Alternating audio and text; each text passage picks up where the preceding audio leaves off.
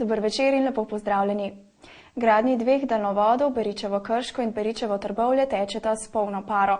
Z elektriko smo imeli v Litiji vedno težave, mnogo je bilo izpadov, bila je slabe jakosti, kar so najbolj čutili v gospodarstvu. Zdaj pa bo temu konec, saj je bil ta teden celoten sistem priklopljen na nov daljnovod Beričevo-Trbovlje. V ponedeljek, 3. decembra, je pričel delovati del daljnovoda Beričevo-Trbovlje, seveda na delu med Beričevem in pa Litijo. Tako je končno Litija oskrbovana z 2x110 kV daljnovodom, se pravi bistveno boljša jakost električne napeljave, kot je bila doslej, saj 3-krat večja. To pomeni zagotovo že v tem trenutku boljše izhodišče za samo preskrbo z električno energijo v mestu, na območju večjega dela celotne občine Litija in pa seveda tudi občine Šmartno pri Litiji. Dolgo časa se je čakal ta trenutek, zagotovo to pomeni eno olajšanje za gospodarstvo. Res pa je, da bo potrebno zdaj, ko delamo kanalizacijski sistem v Litiji, se tudi pogovarjamo z Elektro Ljubljana, da bodo po določenih vzporednih vodih, nekaj pa tudi izven teh, uredili še tako imenovano razvodno od RTP-ja do posameznih večjih odjemalcev, da bodo ustrezno dejansko uredili pretok te jakosti električne energije tudi, se pravi, potem konkretno do odjemalcev.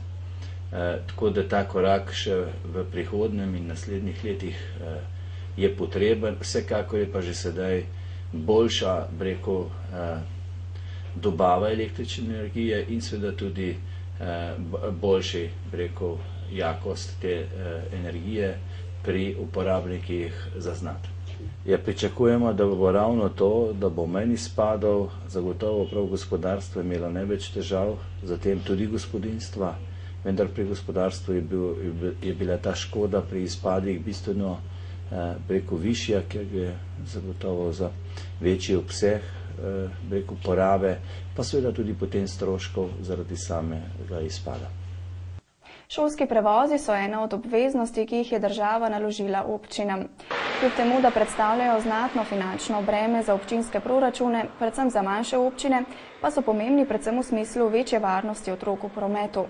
Na občini Šmartno pri Litiji se je pred kratkim zaključil razpis za izbiro izvajalcev. Šolskim prevoznikom, ki upravljajo šolske prevoze za potrebe osnovne šole Šmartno, so konec avgusta potekle pogodbe. Tako je bila občina Šmartno primorana izpeljati postopek javnega naročanja.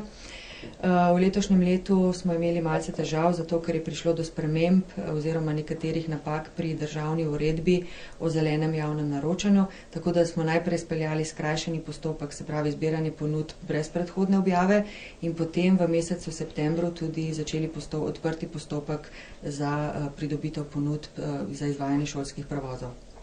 Tako prevozniki morajo v sami ponudbi izkazovati z vsemi registracijami, z homologacijami, z dokazili, ki pričajo o tem, da lahko upravljajo to dejavnost kot prvo, in potem tudi, da imajo zadostno kapaciteto tako vozil kot tudi samih voznikov.